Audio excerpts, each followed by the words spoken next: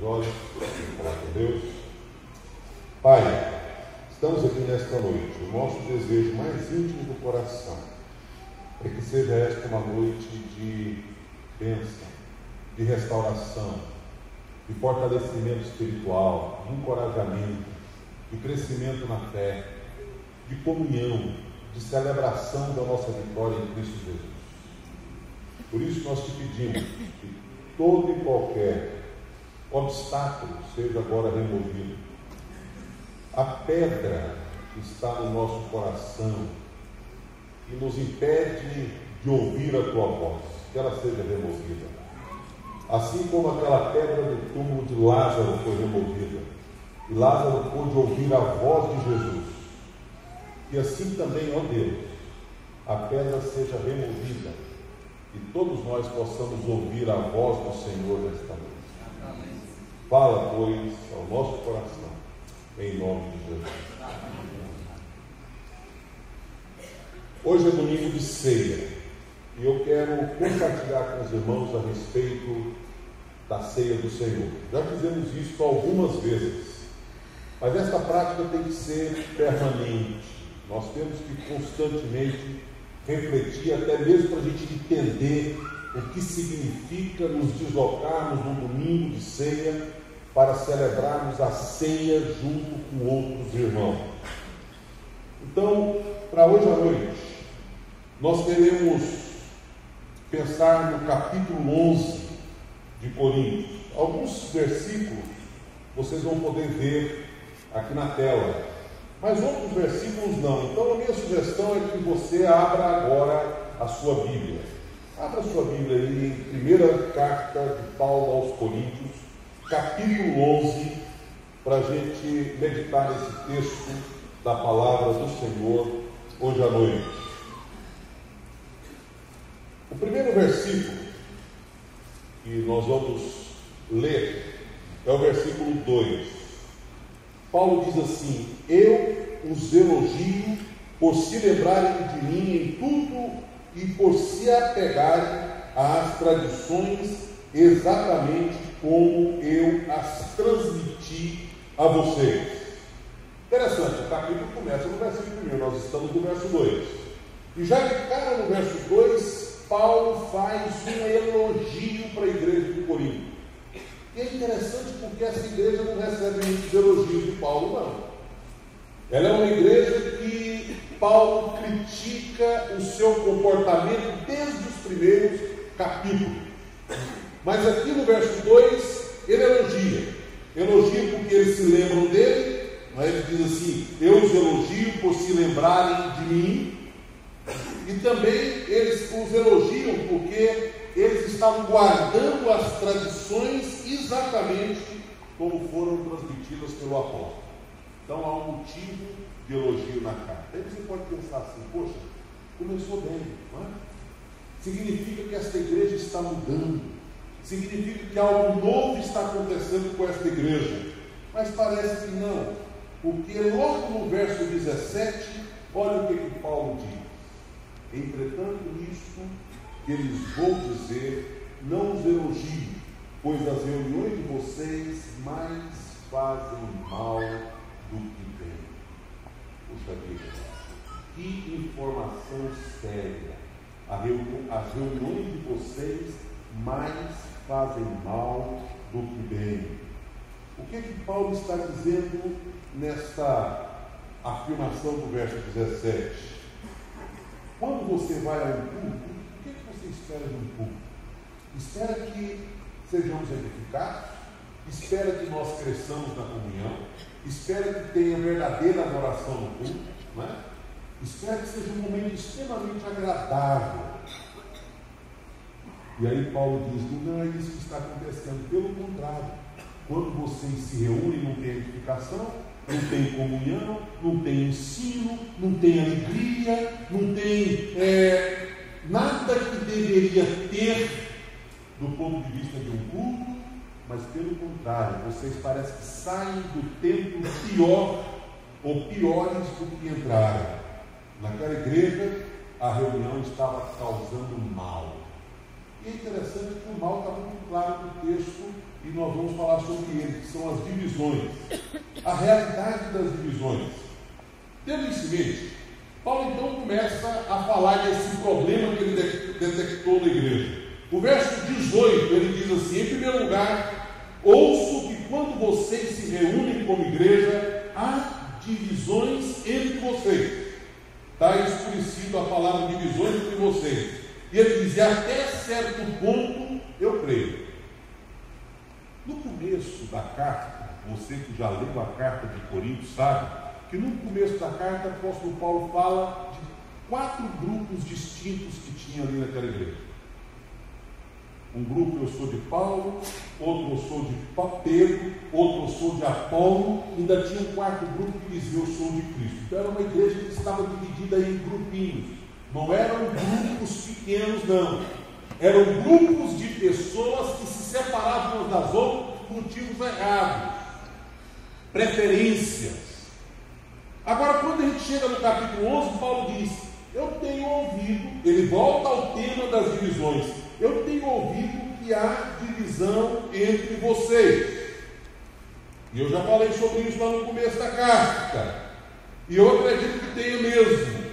E aqui, no verso 18, ele confirma essas divisões. Nos versos 20 e 21, quando vocês se reúnem, não é para comer a ceia do Senhor, porque cada um come a sua própria ceia. Estamos lendo um texto bíblico, saltando alguns versículos. Então, acompanhe com a sua Bíblia aberta.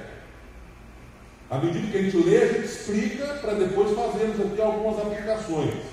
Não é para comer a ceia do Senhor, porque cada um come sua própria ceia sem esperar pelos outros. Assim, enquanto um fica com fome, melhor dizendo, outro se embriaga. Será que vocês não têm casa onde comer e beber?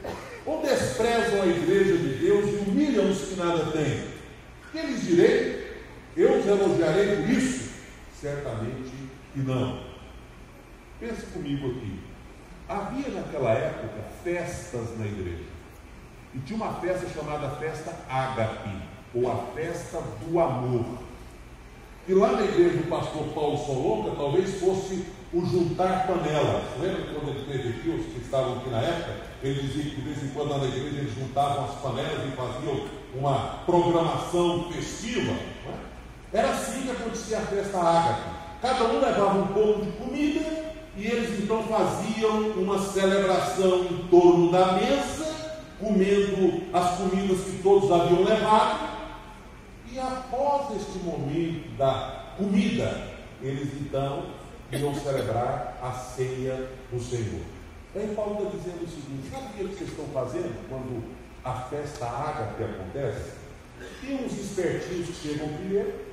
Esses espertinhos comem muito e não deixam sobrar quase nada para os que não podem chegar primeiro por motivo justo, às vezes por trabalho, por questões particulares. E aí quando eles chegam, não tem nem comida mais, tem só o que sobrou. Vocês não têm casa para encher a barriga de vocês, não? Vocês têm que fazer isso na igreja, deixando uns com fome, enquanto outros, até talvez por não terem o que comer, se empanturram na bebida e acabam se embriagando. O que eu direi? Eu vou elogiar uma atitude como esta? Claro que não. Eu não vou elogiar esta atitude, porque está evidenciando que esta igreja, ao invés de ter a comunhão e a celebração da ceia com a motivação certa, o que vocês estão tendo é muita divisão no meio de vocês. Mas depois acontece um negócio muito engraçado, muito interessante. Paulo diz assim no verso 19: pois é necessário que haja divergências entre vocês, para que sejam conhecidos princípios quais dentro de vocês são aprovados. Parece estranho, mas Paulo está dizendo assim: de certa forma, a divisão e as divergências são boas. Sabe por quê? Porque revela o caráter, revela quem você é, revela quais são as suas verdadeiras motivações, sua maturidade. Nesse sentido, a divisão tem um valor, o valor de mostrar quem é aprovado. Como é que você reage diante dos problemas? Será que a sua reação é de crítica? A sua reação é de pôr fogo para ver a coisa complicando ainda mais? Né? Será que você é daquele tipo de fermento, né, que atrapalha a unidade e a comunhão e provoca grupinhos e divisões? Paulo diz que lá na igreja de Corinto tinha muito disso. Os problemas e as divergências estavam revelando o caráter das pessoas. E nem todos se mostravam aprovados. Interessante que eu estava ouvindo, né, lendo e ouvindo sobre o testemunho de uma igreja que havia se dividido, e isso magoou muito um grupo de pessoas. Eu estou na vice-presidência da mesa. E nós tivemos recentemente uma tentativa de unir duas igrejas, e não foi possível. E aí, depois que não foi possível, depois de algum tempo de caminhada tentando a união dessas duas igrejas, aí nós tivemos a insatisfação de nos reunirmos para ver o que fazer para, de maneira pouco traumática, separar as duas igrejas. E aí a gente vê como que se evidencia isso que está no texto. Interesses particulares, não é? A minha vontade precisa prevalecer, muitas vezes carnalidade. A gente às vezes diz assim: não foi a vontade de Deus, negativo, foi a minha vontade. Hoje pela manhã a gente estudou a respeito do tema Deus do meu jeito. Não é? Eu quero Deus, mas se for do meu jeito. O Deus que faça o que eu quero. O Deus que me responda do jeito que eu quero. O Deus que tem as características que eu quero. E foi isso que aconteceu naquela igreja. Revelou o caráter daqueles crentes que, infelizmente, não foram aprovados por causa do momento das divergências.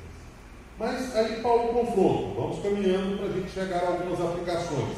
Qual foi o confronto de Paulo? Além desse aspecto do valor de revelar quem é quem, Paulo diz: quando vocês se reúnem, não é para comer a ceia do Senhor, algo tão bonito, tão bem organizado, preparado e planejado pelo próprio Messias, mas vocês banalizam, vocês prejudicam este momento, tratam este momento de maneira errada.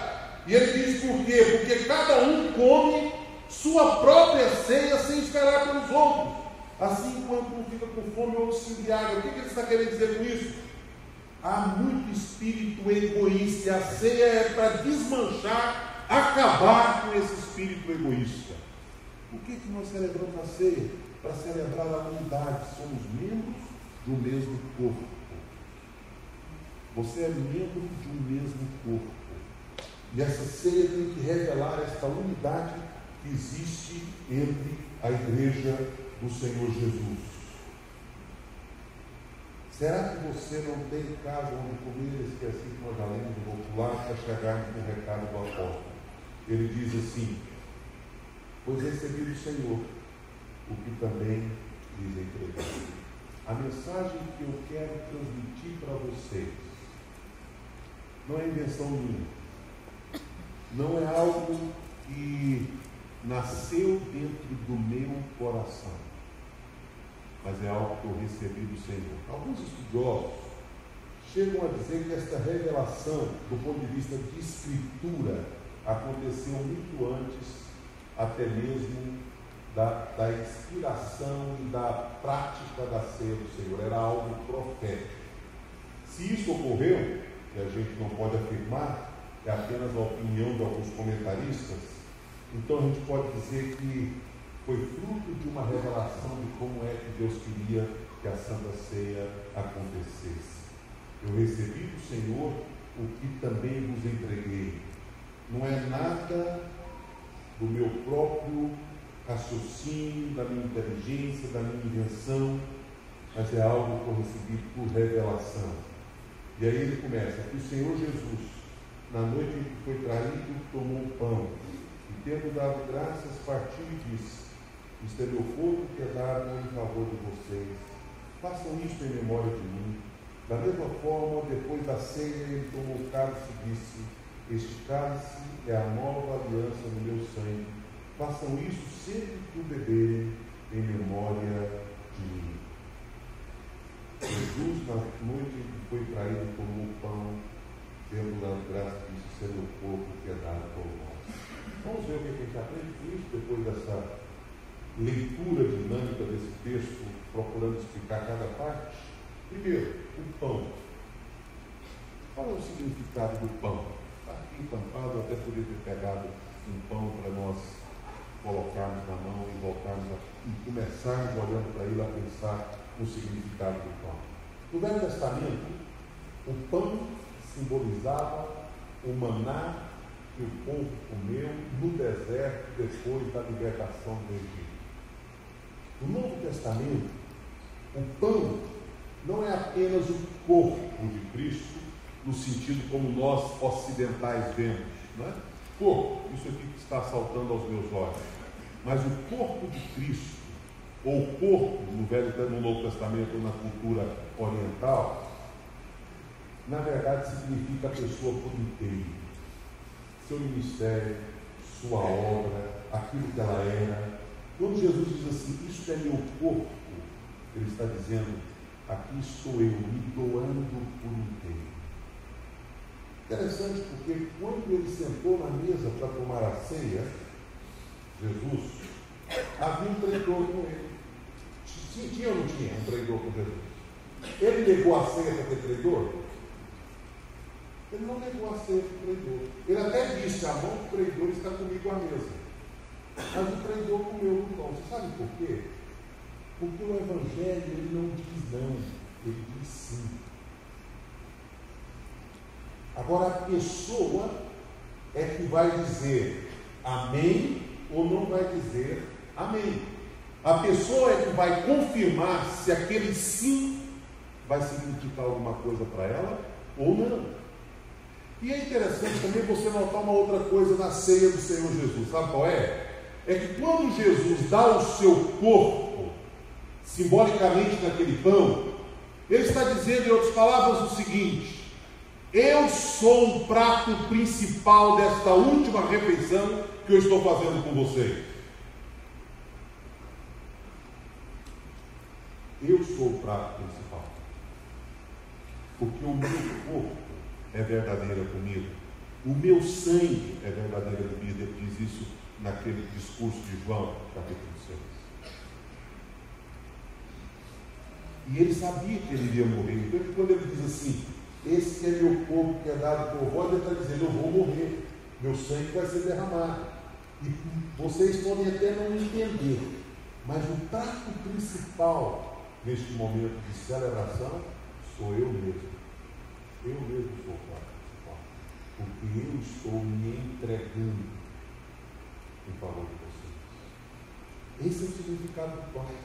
É o corpo de Jesus, não o corpo no sentido assim, só dos membros do corpo, mas é o corpo no sentido da vida, da obra, do ministério, de tudo aquilo que de fato Jesus veio para entregar.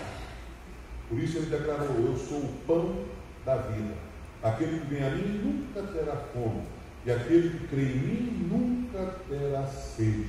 Comer o pão e beber o sangue, depois nós vamos falar do sangue, não pode ser algo sem sentido.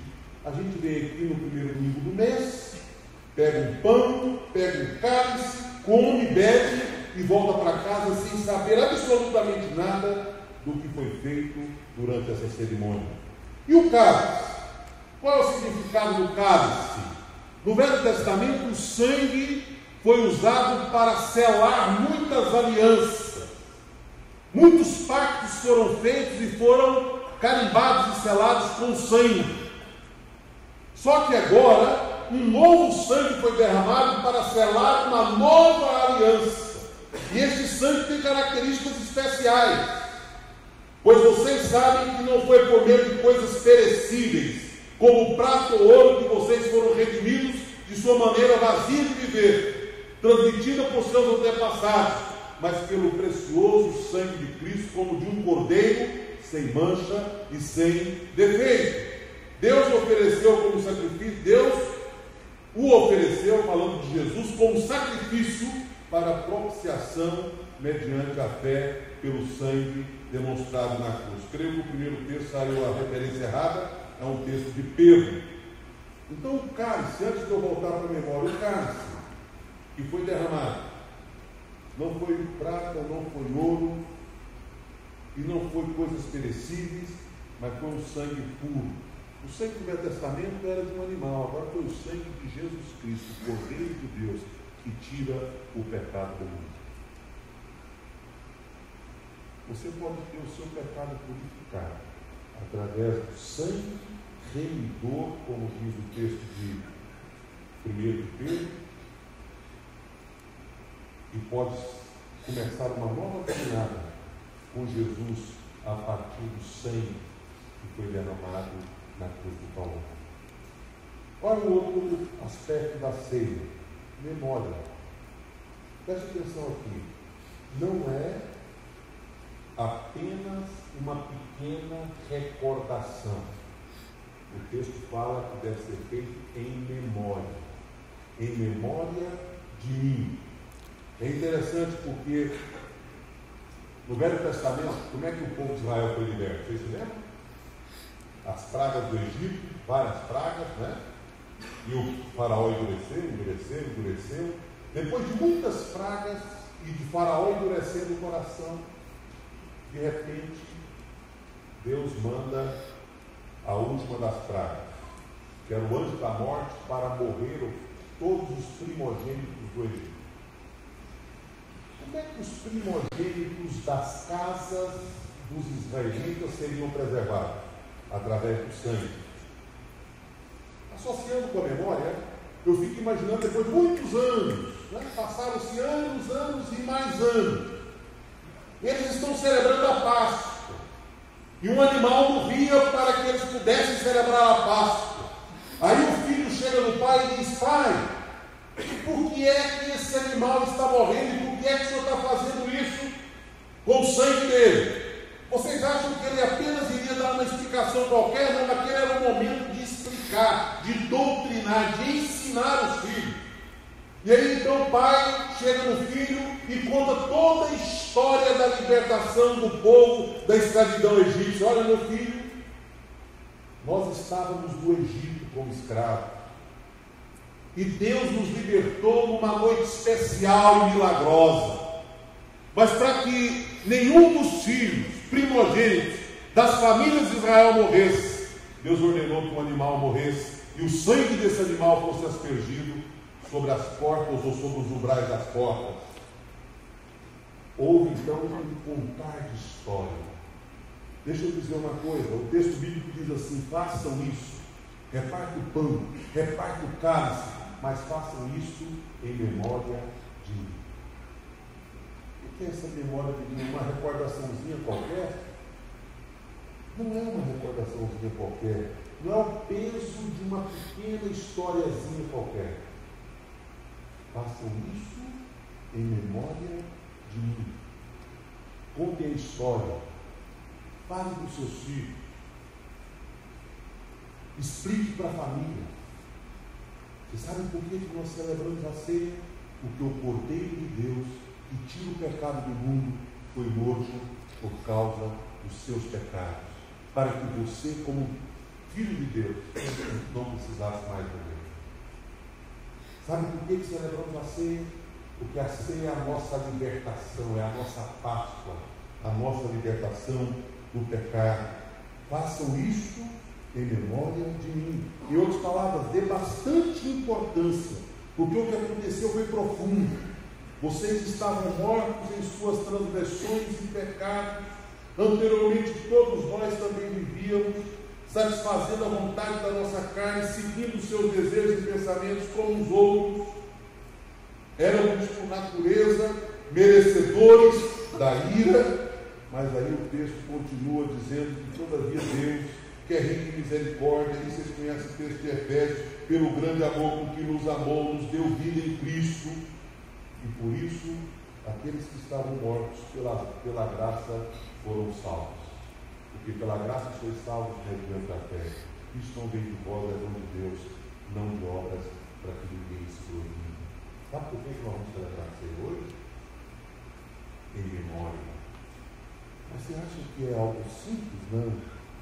Por que eu estou pregando esse texto hoje? É porque nós precisamos recontar a história. E dizer para as gerações que estão vindo, e dizer para os filhos, dizer para os netos, dizer para as pessoas que nós estamos aqui em torno da mesa, porque o Cordeiro de Deus morreu para derramar o seu sangue em nosso lugar.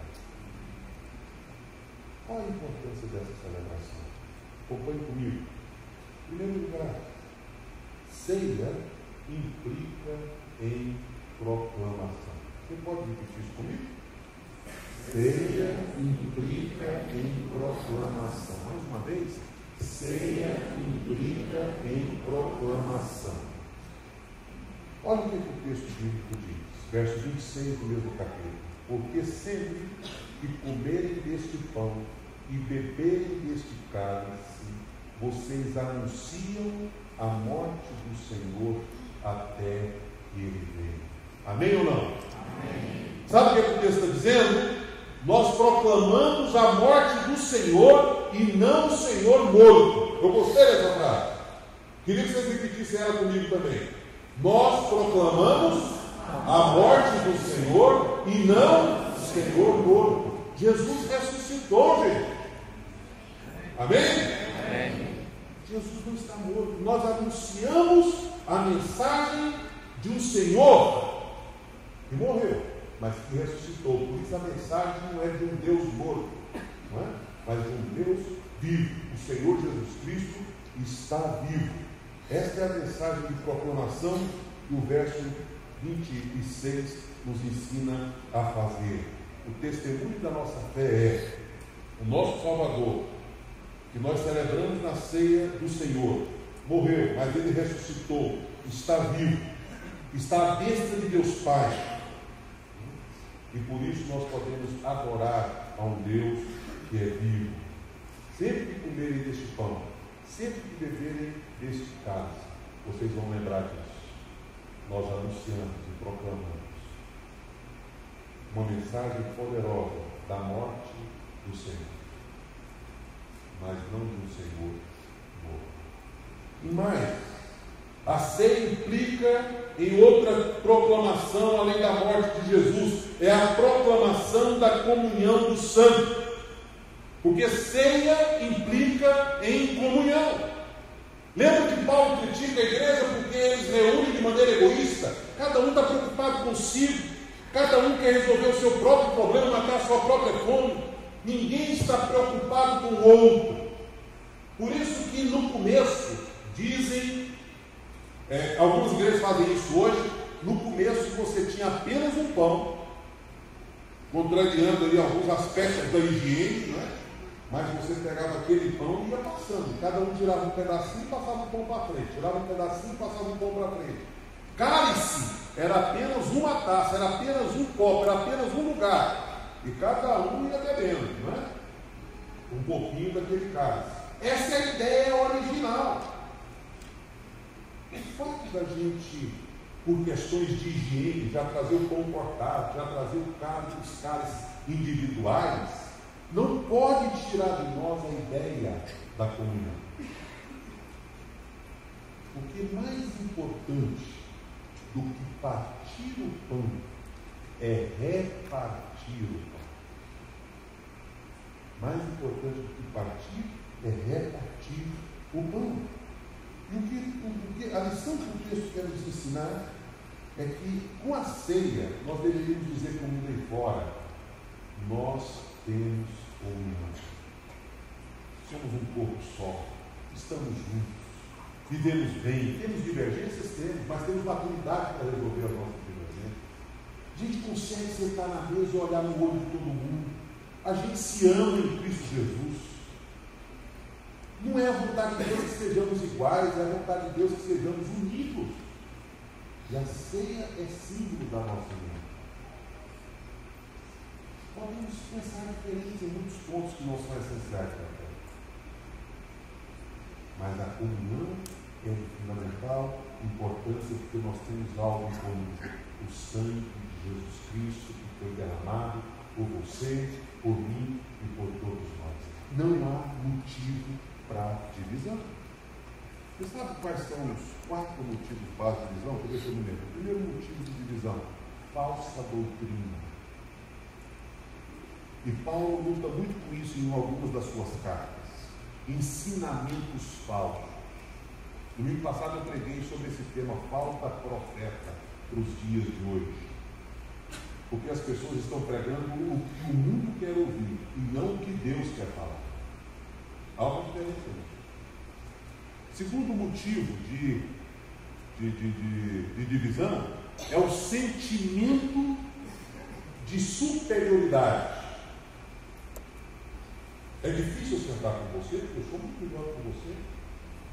Eu sei muito mais do que você, eu tenho muito mais do que você. Na ceia, a gente precisa adorar isso. A gente brinca quando vai pescar, dizendo o seguinte: olha, agora chegou na pescaria, não tem título,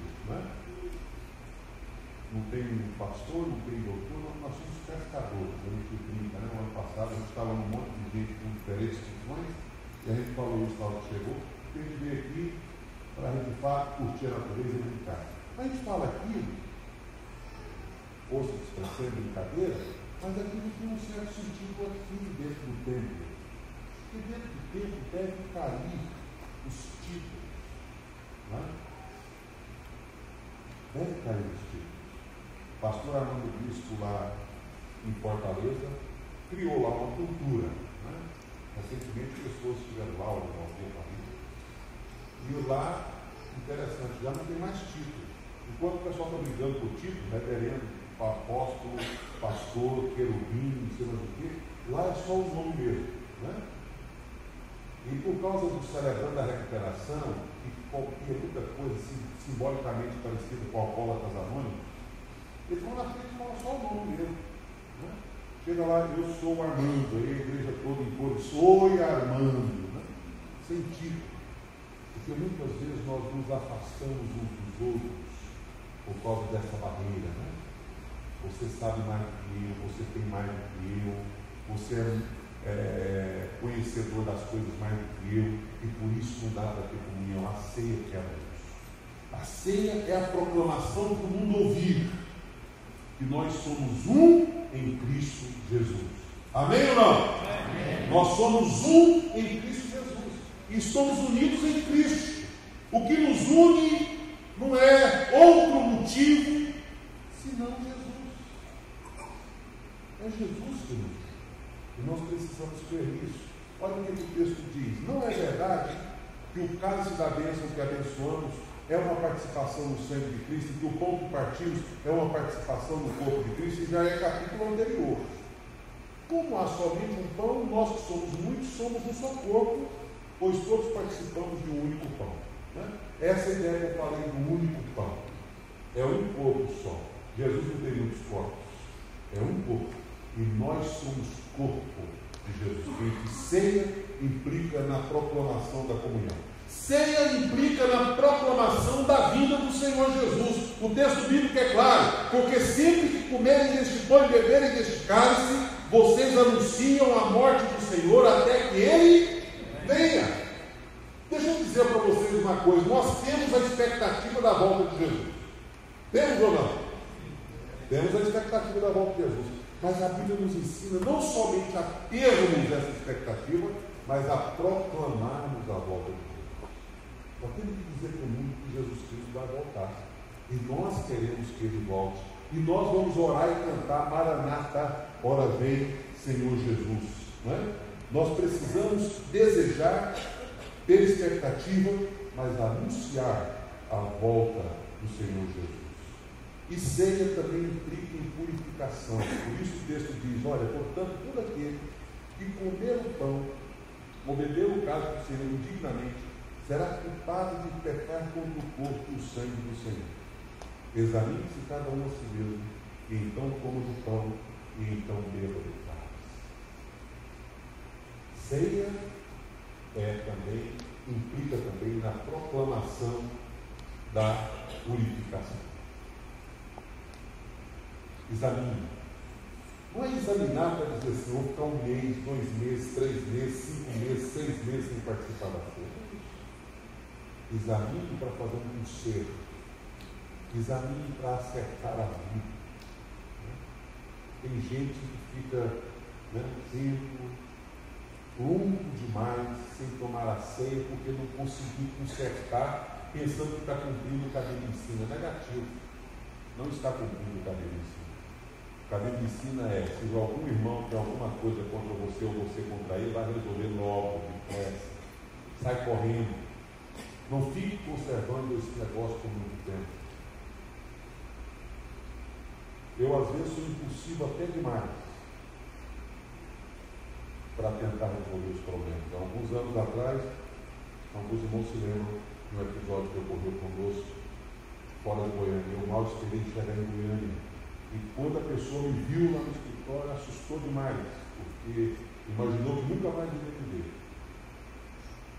E eu estava lá.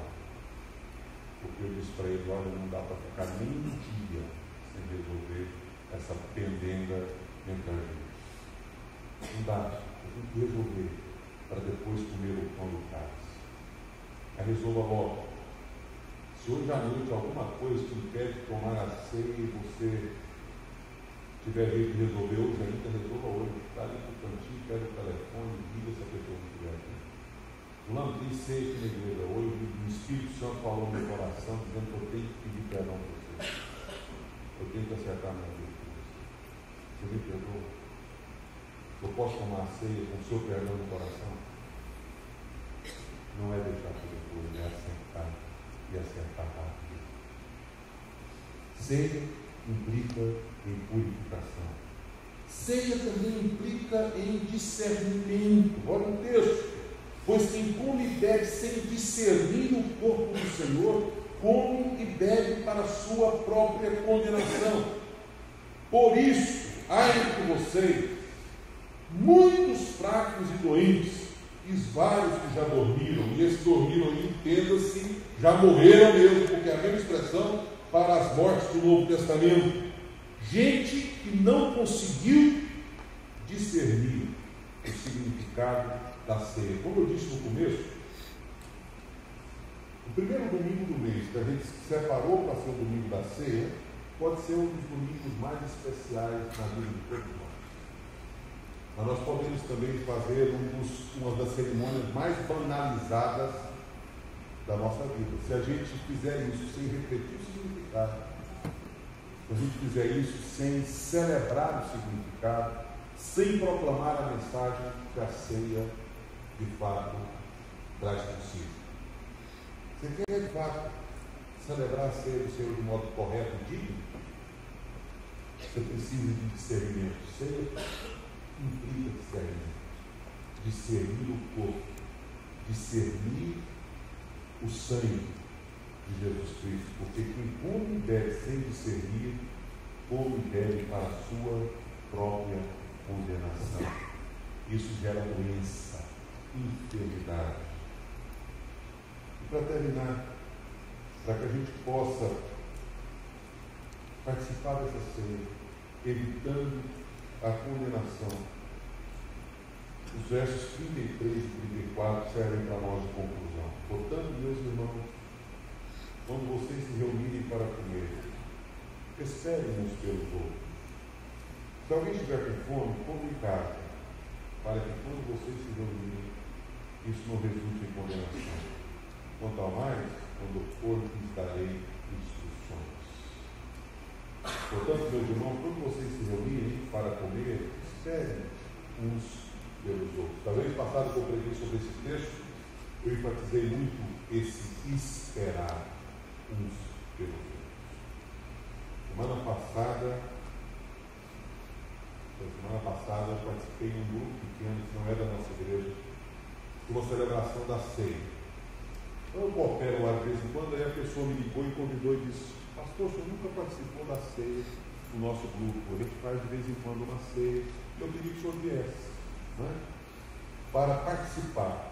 Tá bom, eu posso ir, o horário dava para ir, era 7 horas da noite, eu fui nessa ceia. Interessante porque quem ia pregar não era eu. sala cheia, ali umas 30 e poucas pessoas, e aí alguém deu um pequeno testemunho a respeito do primeiro contato dele com a Bíblia. E disse assim: meu primeiro contato com a Bíblia, depois que eu ganhei a Bíblia da minha então namorada, que hoje é esposa, foi o Salmo 23. E aí eu fico imaginando, naquela hora você percebe assim, Salmo 23. Né? Muita gente mesmo, acha que o Salmo 23 é aquele salmo da criança, que você decora desde cedo: o Senhor é o meu pastor e nada me faltará. Né? Mas aquele salmo virou a pregação da noite, porque o pastor que ia pregar disse assim para mim: dá uma palavra antes, pastor, eu queria ouvir você. Aí eu resolvi dar um testemunho do Salmo 23. Aí ele abandonou o sermão que ele ia pregar e disse: olha, eu quero concluir esta mensagem que já começou a ser pregada, também falando sobre o Salmo 23. Aqui me deu inclusive uma ideia. Sabe quando a gente está em ambientes assim, a gente sempre está pensando na igreja, pensando no rebanho, e a ideia foi: eu quero celebrar a ceia como pastor em todos os grupos que tem na igreja. Até eu já liberei para vocês terem ceia, mas eu quero visitar os grupos. Ele já disse: no dia que eu marcar a visita no seu grupo, aí o Lídia vai preparar a ceia e nós vamos participar da ceia em um grupo menor, para ter o sentido da ceia em uma casa, em um grupo pequeno. Né? E aí o pastor foi muito feliz, concluindo o sermão e fazendo uma aplicação do Salmo 23. O Senhor é meu pastor, começando como uma ovelha e terminando como um cordeiro. Porque quando ele diz: prepara-me uma mesa na presença dos meus adversários, não é a mesa da arrogância, dizendo: está vendo aí? Não é? Eu agora estou sentado na mesa, comendo do bem bom, e vocês aí estão só me vendo sem poder participar da mesa. Nós temos dois tipos de adversários. Nós temos adversários espirituais, principados e potestades. E para esses adversários, a mesa significa a mesa da vitória. Significa a mesa que nós iremos celebrar a vitória em Cristo Jesus. Mas nós temos adversários que vão sentar na mesa como Judas sentou na mesa com Jesus. E que às vezes não vão dizer amém para o sim da igreja. Mas você também não pode fazer papel de juiz e dizer: você não é digno de tomar a ceia, saia daqui. Não. Cada um define diante de Deus, examinando-se a si mesmo, se deve ou não deve participar do pão e do vinho. Meu desejo esta noite é que mais essa leitura de 1 Coríntios 11 possa ter trazido novas informações para nós, para que ninguém participe da ceia sem compreender o verdadeiro significado da mesa. Este é meu corpo que é dado por nós. A ceia é do Senhor, a mesa é do Senhor. Que possamos sentir encorajados a proclamar Jesus, a proclamar a comunhão, a proclamar as verdades do Evangelho através da ceia do Senhor. Amém? Amém. Então eu gostaria que todo mundo ficasse em pé agora. E eu quero fazer uma sugestão. Tem gente mais tímida, tem gente menos tímida, mas a minha sugestão